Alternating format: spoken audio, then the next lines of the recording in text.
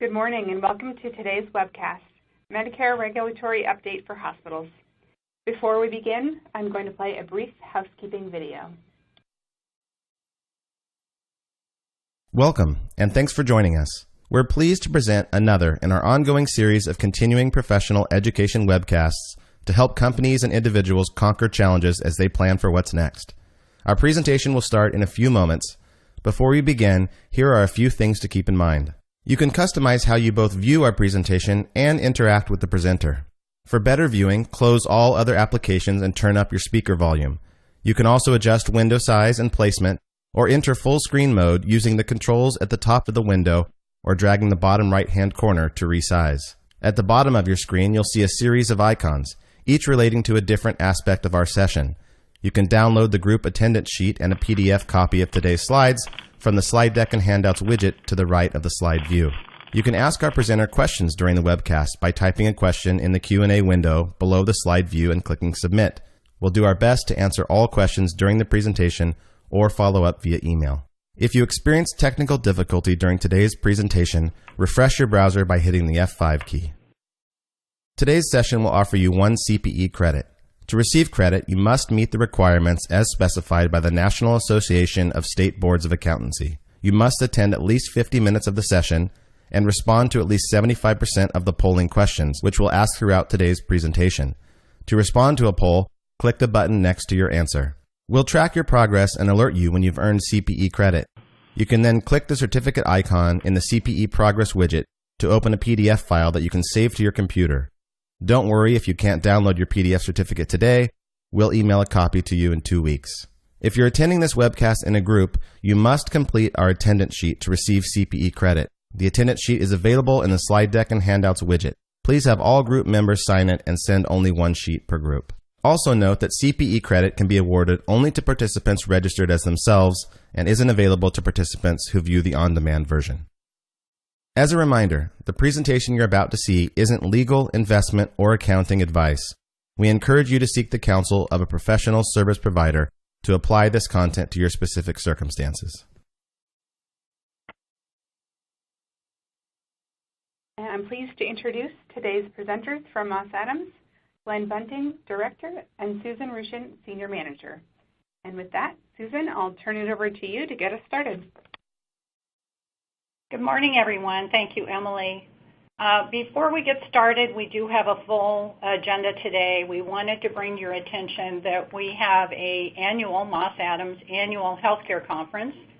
As you can see, we've got some outstanding speakers.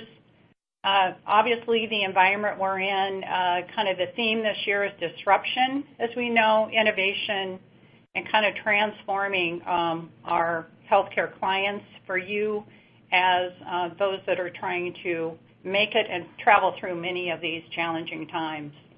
So we do have a healthcare conference. Here is the link. There is a early bird, as you can see, September 15th. So if you are interested, please check out the link on this presentation. So full agenda, as I mentioned, we do have an emerging issue that we'd like to mention, pretty current at this point. Glenn is going to cover a number of areas here. We have 8 wage index. We're kind of in that timetable kind of for the next 6 months, pretty busy times with that particular issue. We always like to provide the inpatient PPS final updates for 2019. Of course, those are effective October 1st. And kind of our annual update and refresher on disproportionate share uncompensated care with the distribution this year, effective again October 1st. Some slides, kind of our emphasis we'll spend time on is kind of a high-level update on the OPPS proposed updates. Those are effective January 1, calendar year updates. And then kind of where things stand with provider-based, a refresher, and the site neutrality. And if time allows, we do have a slide regarding the Medicare physician fee schedule and the proposed updates.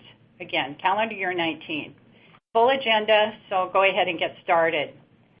There is a predicate fact position that came through, and it's a case that we want to bring to your attention simply from the fact it may, for now, open up opportunities for hospitals. And the case is St. Francis Medical Center versus, of course, CMS, and listing the case number and the decision when it came down. So how things stand, it's kind of an interesting case if you happen to have been involved with the Medicare program for as many years as I've been doing this. The court ruled that, of course, we're familiar with the reopening regulations. So in this instance, the decision process with the contractor kind of stays with the contractor, as they say, as far as jurisdiction with the reopening. So there isn't any real opportunity at that point to appeal. The decision stands and the jurisdiction with the contractor.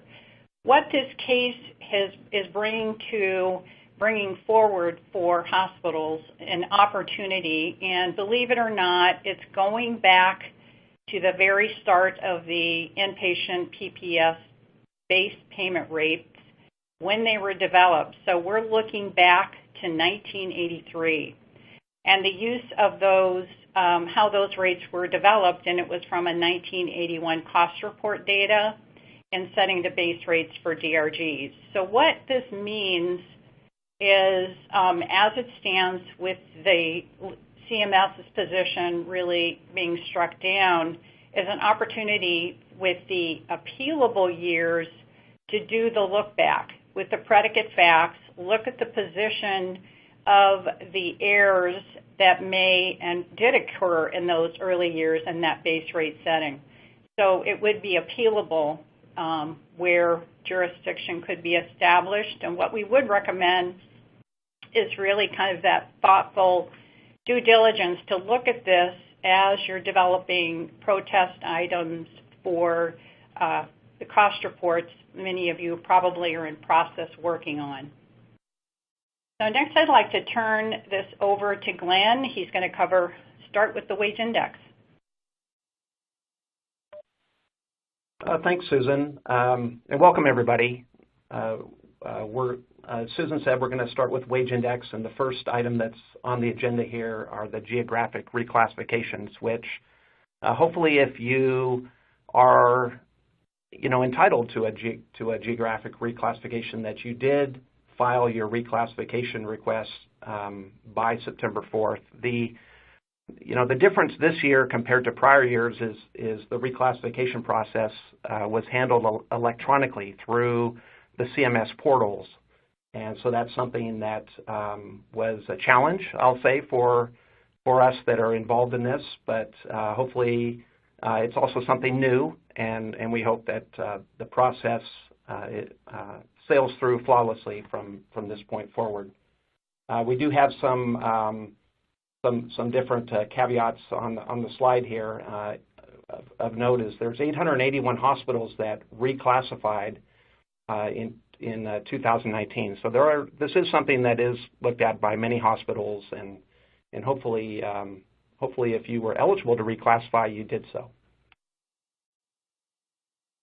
And again, as I mentioned, there's a new process for the 2020 application cycle, and we'll be using this application, I'm sure, going forward. You can find the application at the web address listed in the last bullet. So we wanted to talk a little bit about the occupational mix adjustments and the final nationwide average hourly wage by nursing category. This was published by CMS in the Federal Register dated August 17th, 2018, and it's on page 41,375. The data originates from hospital calendar year 2016 payroll information and has been incorporated into the federal fiscal year 2018 Medicare wage index factors in conjunction with each hospital's occupational mix adjustment. So as you can see in the table by nursing category, between the years, and this data is surveyed every 3 years, there's generally, what you're seeing here is an increase of 6 to 8% in each category, with the exception of the medical assistants. they only increase slightly. The question you may want to ask yourself is, how does my hospital compare to the national values set forth in this table? Are my nursing values higher than the national nursing averages, which creates a negative occupational mix adjustment and a lower Medicare payment? Or are my nursing values lower than the national nursing averages, which creates a positive occupational mix adjustment and a higher than average Medicare payment? And as I mentioned, the occupational mix data, it's surveyed every 3 years. However, it can be adjusted each wage index correction cycle. And with that, we arrive at our first polling question, so I'll turn it over to Emily. All right, thank you. Our first question, do you or your team regularly compare your facility's data to posted values? For example, occupational mix, AHWs, cost to charge ratios, etc., in CMS's rulemaking. And your options are yes, no, or I'm not sure. I'll give everyone a few moments to respond. To participate in our polls today, please click the button next to the answer you choose and hit submit. I'll give everyone a few more seconds. And let's take a look at the results. Glenn, back to you. Yeah, I think the results are pretty typical to what we see. Most people do look at this data, and very few do not.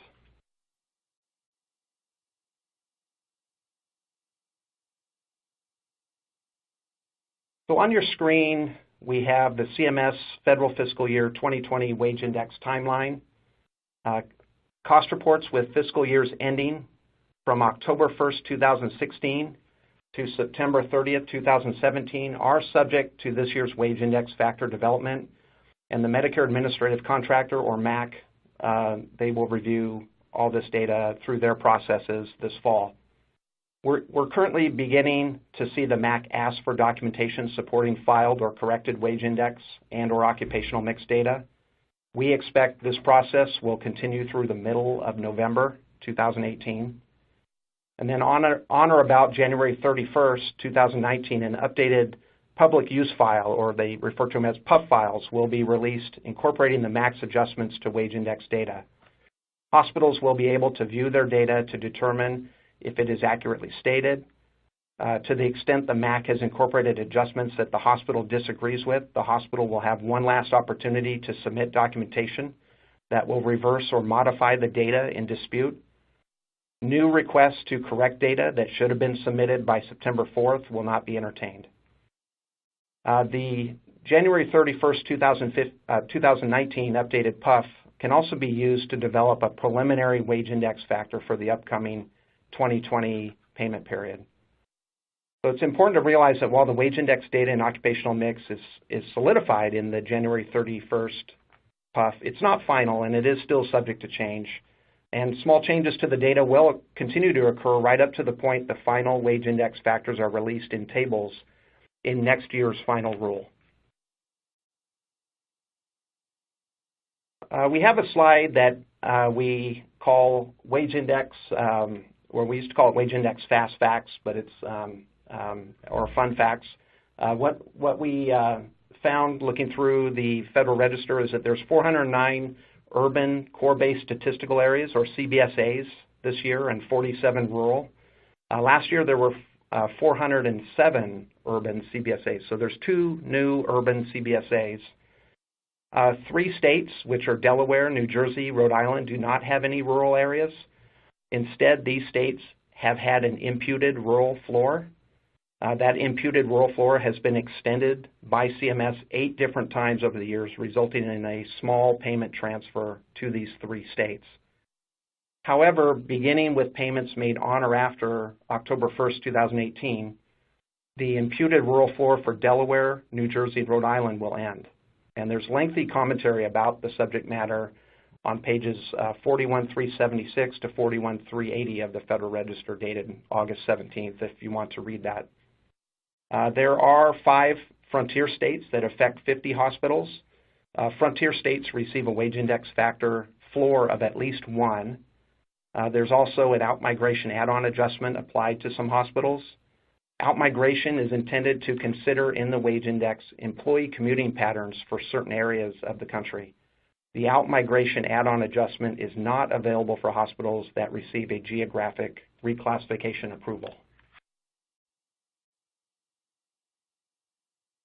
So as I indicated, the rural floor is expiring, or I should say the imputed rural floor is expiring for Delaware, Rhode Island, and New Jersey. And so on that topic, this slide shows the top 3 states that benefit from this change and the top 3 states that suffer from this change. And it's interesting to note that the states that benefit the most from the imputed rural floor expiration are states with very few geographic rural hospitals.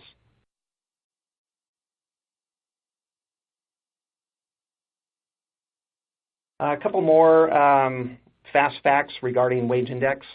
The annual wage index factor is always developed from Medicare cost report data that's 3 to 4 years in the past, depending upon your cost report period. If certain wage index data is omitted, such as dietary and housekeeping contract labor, the MAC has been known to impute certain data into the wage index information, and this action has been supported by CMS. The unadjusted wage index values derived from hospital data are also used in the Medicare payment models for inpatient rehab facilities, inpatient psych facilities, skilled nursing facilities, home health agencies, ambulatory surgery centers, and ESRD and hospices. So these non-inpatient Medicare providers are not allowed the opportunity to submit geographic reclassifications, and they do not receive rural floor or frontier status protections. So what does this mean? A hospital with a SNF, for example, located in Billings, Montana, will receive 2 different wage index factors. The hospital will receive a wage index factor of 1.0 based upon its frontier state designation, but the SNF will receive an unadjusted wage index factor of 0.9010 for the 2019 Federal Register. So without its frontier state protection, the hospital's inpatient and outpatient services would have received the same lower 0.9010 wage index factor that the SNF receives. So these are some protections that are really important for the hospitals that qualify for them. We wanted to kind of refresh on some changes to the cost reporting forms that occurred last year. So kind of as a reminder, on Worksheet S3 Part 4, we now must segregate health insurance expense between purchased health care, self-funded with a third-party administrator, and self-funded without a third-party administrator. Also, home office benefits have to be segregated from home office salaries on Worksheet S3 Part 2.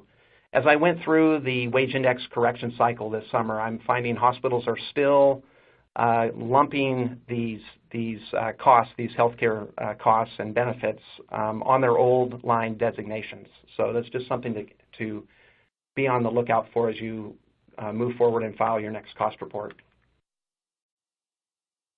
Another wage index topic that is pretty prominent out there is the urban to rural to urban reclassifications. And what this is sometimes an urban hospital will reclass a change to its urban designation to rural for various reasons, and they're all listed there on the slide. For wage index purposes, using that geographic reclassification process, the geographically designated urban hospital who reclassified its status to rural can reclassify back to its home urban area in order to receive a higher Medicare payment. And as I mentioned, this has been a popular trend the last couple of years. CMS, surprisingly to me, has blessed this process, which really came about as an outgrowth of court litigation. So we kind of dove into the numbers on this. And an interesting fact is the number of hospitals executing reclassifications from urban areas to rural areas has increased significantly over the past few years. And a large percentage of those are reclassifying back to an urban area. So for example, 3 years ago, there were only 64 rural reclassifications. And for this upcoming federal fiscal year 2019, there are 258 rural reclassifications. And of this amount, 218 of those reclassifications are going back to an urban area. So if you didn't reclassify, but you are in a position to do so, the deadline for the next opportunity to reclassify is almost a year from now, September 1st, 2019. We're going to shift gears from wage index and talk about a few other areas in the next few slides. And right now we're going to talk about sole community hospitals. There's one major change in last year's final rule that impacts sole community hospitals. Sole community hospitals that experience a decrease of total discharges of 5% or greater from one year to the next are allowed to seek a payment adjustment. And this payment adjustment is known as a volume decrease adjustment. A volume decrease adjustment is allowed if the hospital can show the decrease in discharges is due to a circumstance that is beyond the control of the hospital. So an example might be a catastrophic event. We have hurricanes that are happening right now on the East Coast. I should say a hurricane. That was could be viewed as a catastrophic event. Or if you had an economic downturn in a community, that could also be something that could be to your advantage as far as these volume decrease adjustments. CMS modified its fixed cost calculation, and this change makes it easier now to qualify to receive relief. The change is prospective. It's not retroactive, meaning it began on October 1st, 2017, and can only be applied going forward. What we would recommend is that sole communities look at their total discharge count annually to determine if a volume decrease adjustment request is applicable. So not to be confused with sole community hospital volume decrease adjustment, we're going to touch on low volume hospital add-on adjustments. So this particular subject is applicable to hospitals receiving an IPPS DRG-based payment. There's been some major changes here. So effective October 1st, 2017, if a hospital is more than 25 miles from another DRG hospital and they have less than 3,800 total discharges, they are eligible for the add-on payment. So prior to 10/1/17, the criteria was 15 miles and 1,600 or fewer discharges. So the change in proximity criteria makes it tougher for some hospitals to qualify for the add-on payment. However, if you are located in an area more than 25 miles from any other DRG-based hospital, the number of qualifying discharges has expanded, making it easier to get the add-on payment. So the first key really in this is proximity. To get the payment, you must notify and prove to the MAC that you qualify for the low volume add-on payment by September 1st, 2018 in order to begin to receive the payment by October 1st, 2018.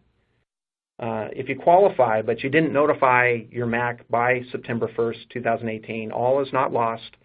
The MAC must still honor your request and begin processing your add-on payment within 30 days of receiving your notification stating you qualify for this adjustment.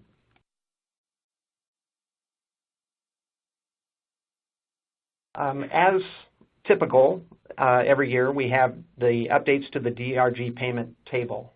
And overall, what we're seeing in the base rate is an $82.76 increase per discharge to that rate beginning October 1st, 2018. And this is the highest increase we've seen in a long time. So if you are located in a geographic area or reclassified to a geographic area where your wage index factor is greater than 1, you're going to see that 68% of the non-capital base rate will be applied to your wage index factor. And if you're located in a geographic area or reclassified to a geographic area where your wage index factor is less than 1, only 62% of the non-capital base rate will be applied to your wage index factor. So how are the labor and non-labor DRG base rates developed annually? We have on the slide there the math of how this works. We always start with the prior period base rates and remove all of the prior year reduction factors. So without the reductions, the base rate is $4,059.36. From this point, we apply the federal fiscal year 2019 market basket update factor. On this slide, it's 1.0135, and we'll show you on the next slide how that gets developed. From there, then we applied the current year reduction factors, or if there's positive factors, as there are, those are applied as well, and these are legislatively mandated by Congress. And then finally, using multiplication, we arrive at the national standardized amount, which is your DRG base payment rates. So in terms of developing the market basket update factor, the starting point this year is 2.9%, and that's the amount that was published by CMS. Adjustments are then made depending upon which of the 4 categories your hospital falls into. So not having meaningful use status, as an example, typically creates negative market basket factors. Not submitting quality data typically reduces the market basket factor to a lower amount than you would otherwise receive. Not having both meaningful use and not submitting quality data results in a duplicative negative adjustment impact. There are other Congress-mandated adjustments to the market basket update factors, such as the multi-factor productivity adjustment and the annual ACA adjustment. Those are applied to the final market basket value. The result down at the bottom will flow forward and is applied to the prior period base rate.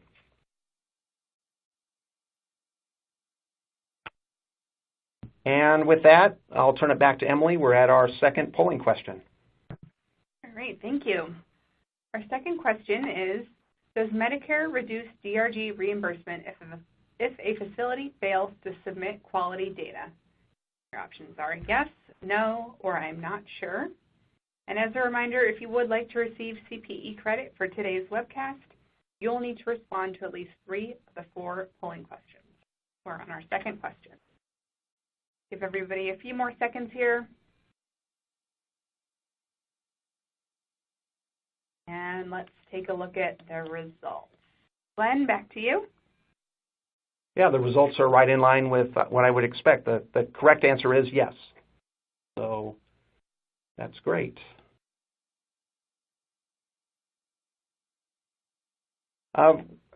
We've inserted in our presentation a couple of slides from our friends at the advisory board.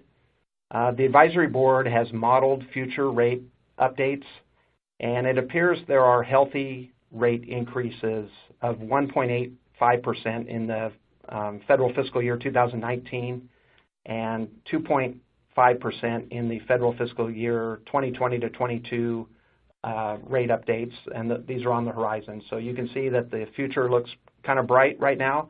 Of course, Congress at any time could mandate something to reduce these ratios or these percentage increases.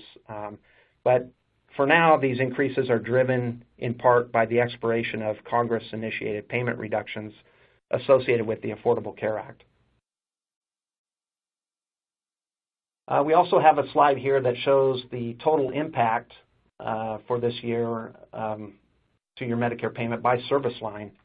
Overall, the weighted average payment is expected to increase by 1.45%. Medical DRGs are expected to increase by almost 1%, but surgical DRGs are expected to increase by a little more than 2%. The advisory board projects certain service lines, such as thoracic surgery, will incur large payment reductions, while other services like urology will receive large payment increases. And these payment increases or decreases are really shifts that are volume driven, according to the advisory board.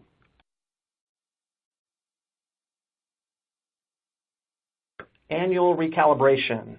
So each year CMS uses claims data from MedPAR data files and annual cost reports to recalibrate DRG payment weights. So this recalibration, it excludes Medicare managed care claims and data from critical access hospitals. And also for purposes of recalibration, hospital-acquired conditions or HAC claims are reset into higher severity DRGs because these claims generate lower payments. The MedPAR data is also trimmed in an effort to ensure outlier data and incomplete claims are removed from the recalibration process. So you might ask the question, why does CMS recalibrate? And from a big picture perspective, the purpose is to attempt to develop a Medicare payment each year that fairly represents the cost of providing the service. And that's why this process is done each year. We put together a slide that compares the published cost to charge ratios for routine and ancillary cost centers as they correlate to revenue code mapping on Medicare claims and cost centers set forth in the Medicare cost report. So this slide is a comparison between federal fiscal year 2019 and the prior federal fiscal year 2018. And looking at the slide, I concluded that overall the cost to charge ratios are very comparable between years. There's not a lot of variance this year. What I would remind everyone is the importance of segregating your low-cost medical supplies charged to patients from the high-cost implantable supplies charged to patients. It's very important on the cost report that is done accurately because CMS does track these costs and revenues separately for payment purposes. Outliers. The final outlier fixed loss threshold has decreased by $768 between years, and this will allow hospitals to receive more outlier payment in 2019. CMS continues to maintain an annual fixed target of outlier payments equaling 5.1% of total operating DRG payments. And in fiscal year 2017, they were very good at achieving that goal. They came in at 5.17%. Our capital costs are updating by 1.5% between years. Capital costs generally equal about 10% of the total base payment rate. The one thing that's different about capital costs are they are not subject to any CMS mandated adjustments for reclassification or recalibration. We do have a new development with respect to graduate medical education, or GME. First, beginning in the next academic year, so that would be starting July 1st, 2019, new urban hospitals can enter into affiliation agreements that result in a decrease to their FTE cap if affiliating with other new urban hospitals. And so when we took a look at this and started to digest why this has come about, we believe this policy shift or change is meant to curb hospitals from transferring new FTE caps through the creation of new teaching programs to existing providers that may have received cap reductions over time. So it's kind of a way to thwart that process. CMS also announced 2 teaching hospital closures in 2018 with caps that are subject to redistribution rules, and this is something that happens almost every year. In total, there are 32 to 33 FTEs of cap space that are in play up for grabs, and they are available upon submission of an application.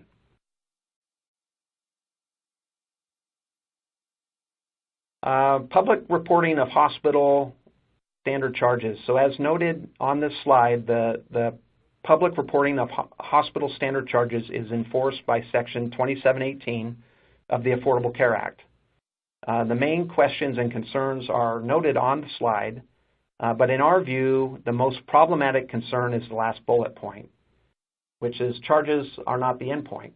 Charges vary by hospital size, complexity of services offered, whether or not the hospital is a teaching hospital, and also their geographic location.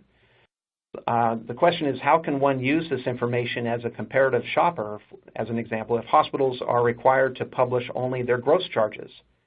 In other words, wouldn't net charges, which is the amount hospitals expect to collect by service, be a better measure? A lot of questions in this topic, and I expect there'll be future legislative reform on the topic as the public, I believe, will continue to demand for it. We're going to shift into disproportionate share payments and let you know what's going on in this area. On your screen is a slide that is prepared by the advisory board. The good news is DSH uncompensated care payments have increased by more than $1.5 billion from the prior year. The prior year increase was also a $1.0 billion, so we're starting to move in an upward direction in terms of DSH uncompensated care payments. So we start with the factor one, which is your DSH payment pool. That has increased by $590 million. Then we shift over and we multiply that by your factor two, which is your change in your uninsured population. This has increased from 58.01% to 67.51%, and it's causing factor two to increase by $1.5 billion compared to the prior year. The one thing I guess that you could take away from this is kind of a negative about factor two for those of us that measure the uninsured patient population is that population, the uninsured, has increased by 1.33% between years. So we went from 8.15%, and by CMS's measure, we're now up to 9.48%. So there are more uninsured, but that is what is creating the increase in factor two. I switched the slides a little quick here. There was a factor three that involves the distribution of the DSH uncompensated care pool developed in factors one and two, and we'll talk about that here in a second. In terms of DSH uncompensated care for background, hospitals that have a combined SSI ratio and Medicaid patient days ratio equal to or above 15% are eligible to receive a DSH payment and are eligible to receive a distribution from the DSH uncompensated care payment pool. However, there's hospitals in Maryland, hospitals that participate in rural community hospital demonstration programs, and sole community hospitals paid under their hospital-specific rate are ineligible to receive DSH. So overall, in federal fiscal year 19, gross DSH payments are increasing from $15.66 billion to $16.33 billion in 2019. So of this amount, 25% of the gross DSH payment will be based upon the hospital's data, as has been the tradition. 75% of the gross DSH payment will become the DSH uncompensated care payment pool. And then what this does is this equates into a factor one DSH pool increasing, as I said, $590 million up to from $11.66 billion to $12.25 billion in 2019. This slide pertains primarily to the calculation of factor two. We don't have enough time to get into the minutia of the calculations, but it's important to note that the uninsured population has trended upward the last two federal fiscal years. So as I mentioned before, more uninsured results in a higher DSH payment to hospitals to cover the cost of this care for the uninsured. After the factor two calculation is applied, the factor one DSH uncompensated care pool shrinks from $12.25 billion to a distribution of $827 billion. We have another slide here from the advisory board, and it just shows how the increase in factor two is impacting hospitals by geographic region. Hospitals located in Middle America are expected to see larger increases than hospitals located on the East and West Coast. However, much of this change is really driven by factor three. So factor three is a hospital-specific value, and the distribution, it relates to the distribution of the uncompensated care payment pool.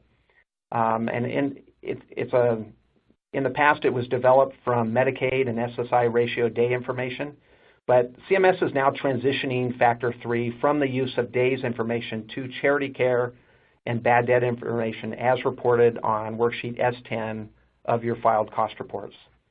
CMS feels worksheet S10 is more stable today than in the past, and they now feel it's reliable.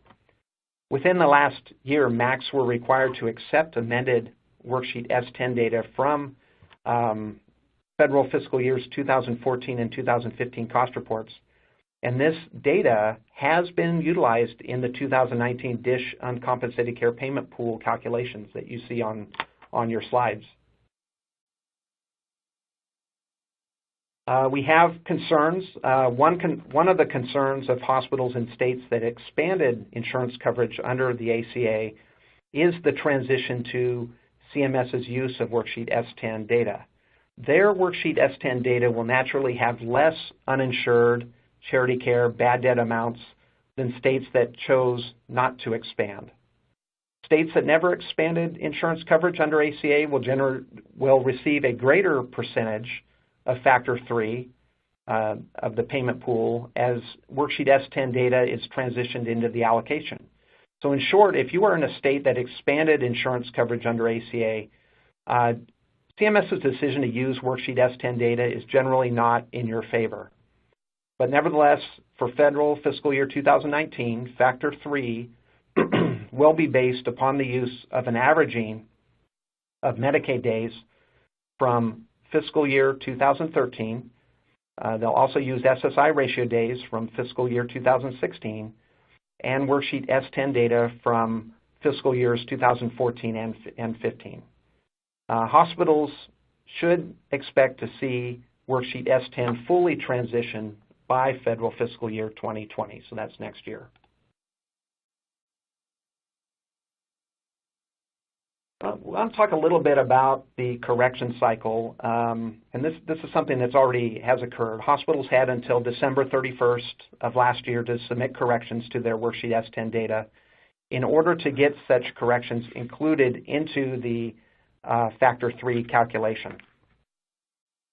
For the most part, this data has been incorporated into the 2019 rulemaking. However, it would be prudent to check your own data to ensure it was accepted.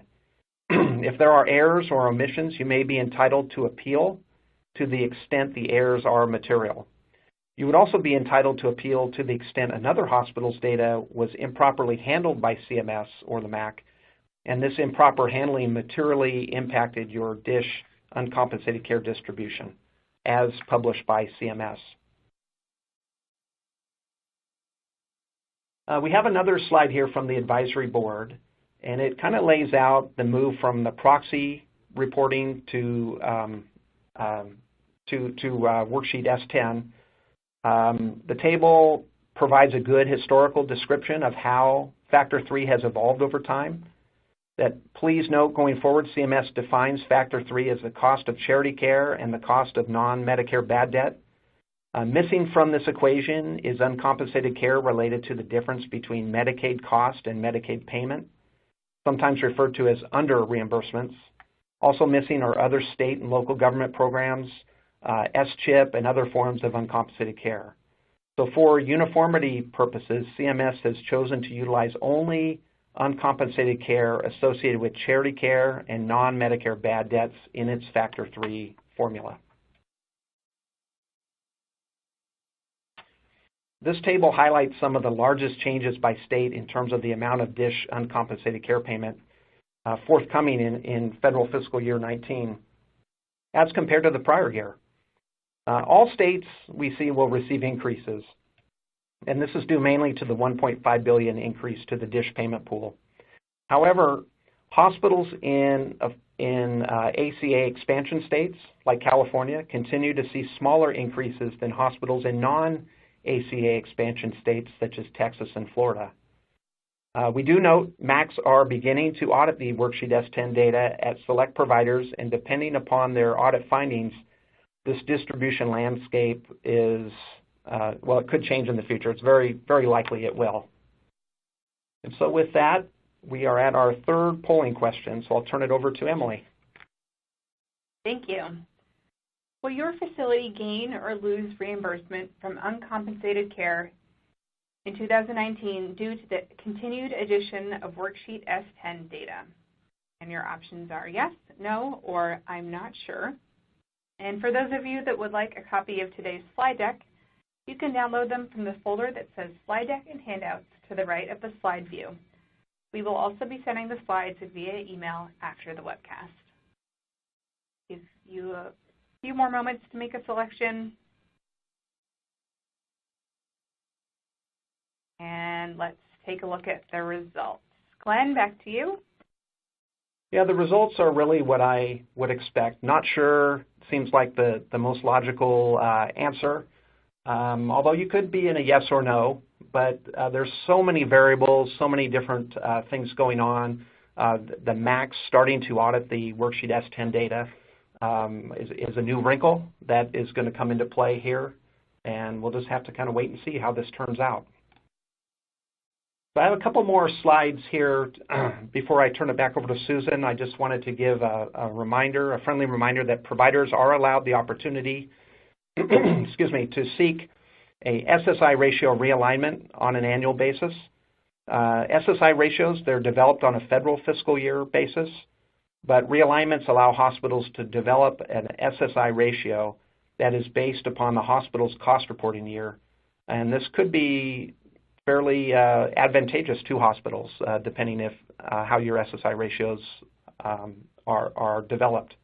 So it's something to always be looking out for is examine those SSI ratios and try to figure out if realignments are beneficial for you. And then finally, we have a table here that shows the tables, all the tables where all the different schedules and so forth are located in the final rule of for August of 2018. So next, we're going to have Susan provide an update on the OPPS proposed rule and give her some time to talk about the Section 603 off-campus provider-based refresher. We'll turn it over to Susan. Thank you, Glenn. One thing I want to mention, we've had a question come in regarding submission of S10 corrections. I've actually been fielding a number of these questions, and basically our recommendation is with that kind of that phase-in cycle of this next S10 that needs to be looked at is to be sure and contact Noridian with their kind of clearance to amend the report. Is it a reopening? Is it just that friendly letter to the auditor to let them know that these are the changes to correct S10? Just wanted to mention that just highly recommend kind of that communication with the contractor before making the correction, depending on the status of the report. And again, this is an outpatient PPS proposed rule update for, and it should be calendar year 2019. And we're going to cover some site neutrality issues significantly impacting hospital outpatient reimbursement. So proposed conversion factor for 2019, as you can see here, is an increase, fortunately, from 2018, conversion factor 79.546. As we've noted, or Glenn did note in the inpatient update, there is a penalty if the hospital hasn't filed their quality measure information, and with a lower, again, conversion factor as listed on this slide. So keep in mind there was pretty much a focus on inpatient with some of these penalties, and it does cover outpatient. And also listing the proposed pass-through spending change, as you can see, a significant increase in CMS estimates of what the pass-through spending will be in 2019. Again, all of this is proposed. And we'd like to provide also is the outlier threshold. Again, where applicable, we're listing the formula and how that is calculated here on the slide. As you can see, there is an increase in the threshold to $4,600, and actually this would result technically in a decrease in the outlier payment calculation with this threshold. And as listed here, and I think this is pretty typical from year to year, outliers are to represent about 1% of the total OPPS payments. And we want to get into provider-based. So provider-based outpatient departments. And a couple of slides here, this is pretty much a refresher for us on off-campus and on-campus, or off-campus under Section 603. So when this particular kind of clarifying language came out is defining really what would be considered off-campus with some changes in payments for provider-based locations. So CMS is pretty adamant that in defining that campus is a physical area immediately adjacent to the provider's main building and other areas, and it's just anything within 250 yards. And again, straight line of buildings and other areas. So always we've run into circumstances and kind of that definition and measurement, and in some cases it's really important as you travel through these regulations is to have CMS regional office look at this to make that determination if the location is on or off campus.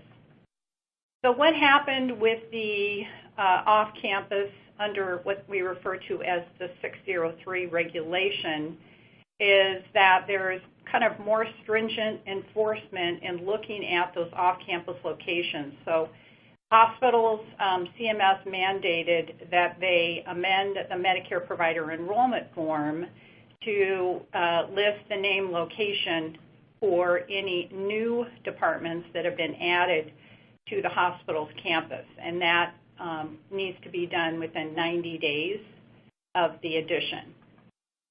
And also, as you're probably familiar with, there is an attestation process, which from a due diligence and compliance issue is a good means of making that determination to know that location does meet provider-based regulations, whether it's on or off campus.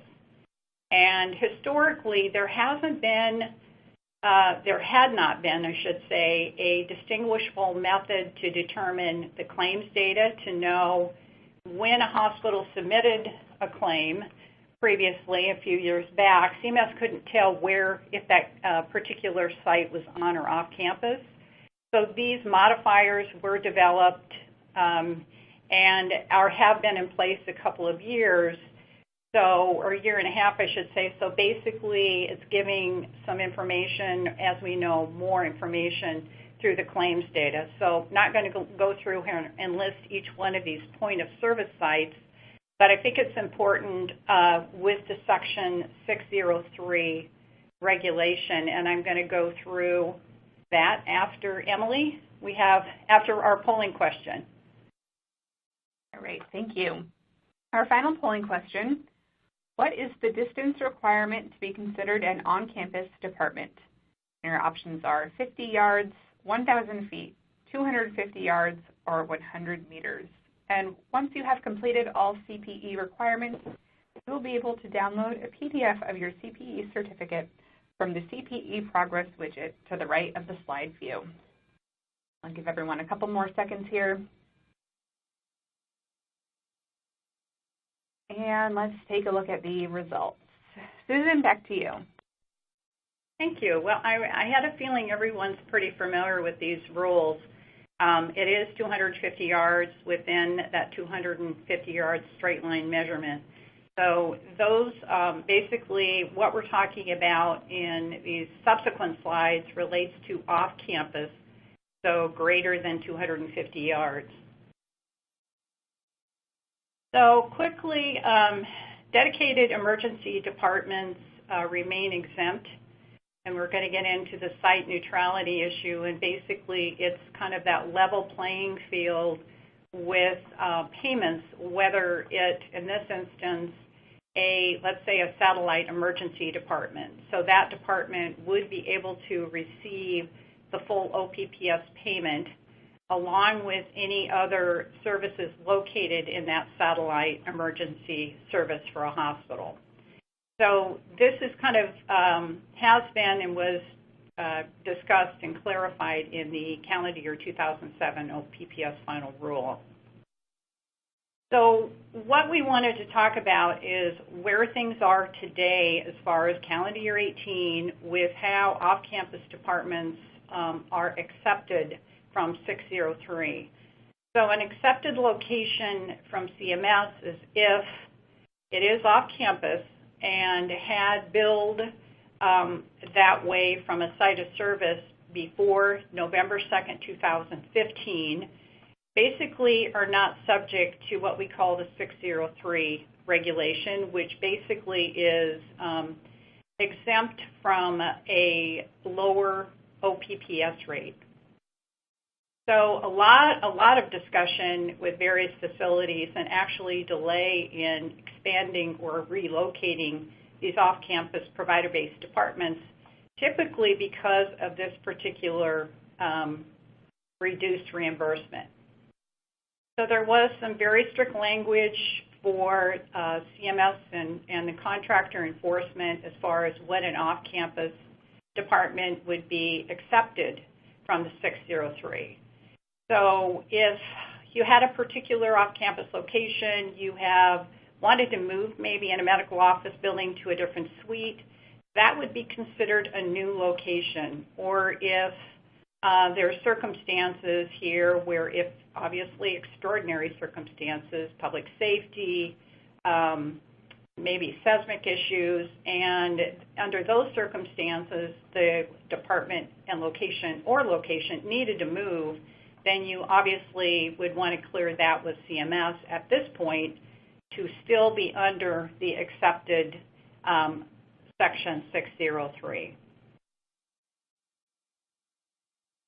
So basically, as I mentioned, so do take a chance if under the present environment, that it's just really important to seek CMS's guidance on or off campus for their enforcement kind of these penalties that are in place for relocation. So this is really what we wanted to talk about today, just simply from the fact of the reduced reimbursement that is being, and as we know, this is proposed by CMS and would be effective January 1. And here on the left-hand side of the slide, so here's our current environment that we're in for hospital outpatient services. And as I mentioned, if you were an accepted off-campus department, have been in place for a number of years and haven't added kind of what they call a clinical family of services or moved the location, then you're eligible for the full OPPS rate, which typically a large volume of this, as we know, are clinic visits. And then in addition to kind of that blended or significant due to the timing, there can be where you've added a provider-based department, added new clinical services within that location, and due to the modifier reporting and CMS is being aware of this, hospitals are receiving 40% of the OPPS rate. So that has been kind of the current environment, so that's been in place over a year now. So there is the situation if we look at what CMS is proposing. And a lot of discussion on this is across the board. It doesn't matter if you met this previous 603 regulation, if it has been that off-campus department has been in that location for many, many years, you had an opportunity to receive a full OPPS rate where what's proposed in 19, as you can see, is going to be a cut across the board in these clinic visits. So what I wanted to show you with the time we have left here is basically what this means in savings to the Medicare program as proposed. So those clinic visits, and this is under the HCPC, specific to this HCPC code G0463, so it's that routine clinic visit at an off-campus hospital-based department would be reduced to 40%. And they're expecting this particular HCPC encounter is roughly over 50% of all of these off-campus procedures. And it means about a $70 savings per encounter to Medicare. As you can see, a savings to the beneficiary because there's been some pressure from other organizations to reduce the Medicare copay. So nationally, $670 million less in payments for OPPS, and roughly a savings of $150 million to the Medicare beneficiary. In addition, kind of layered into these services that are targeted is really the examination as you get into that location's clinical family of services. And in a baseline that they're looking at, I've listed here the dates. So from November 1, 2014 through November 1 of 15, Basically, if you've added a clinical family to a location, those services also would be subject to a cut of 40%. So it's a significant impact to hospitals. And here's the specialties where it lies. No surprise here. This particular OPPS proposed rule really is going to hit, due to the volume, internal medicine and family practice off-campus hospital locations. So if you've done any of the math or started looking at this, depending on how many provider-based departments your hospital has, it is significant to take into consideration looking at really what the impact is going to have with many of the other cuts, such as 340B. We do have an additional slide here, but we've run out of time, so this is for your information on the Medicare physician fee schedule. Turn it back to Emily. All right, thank you. Thank you, Glenn and Susan, for a great presentation today. We have run out of time, so we won't be able to answer any questions live. However, if you still have a question for our presenters, you can submit that now in the Q&A window or reach out to them directly.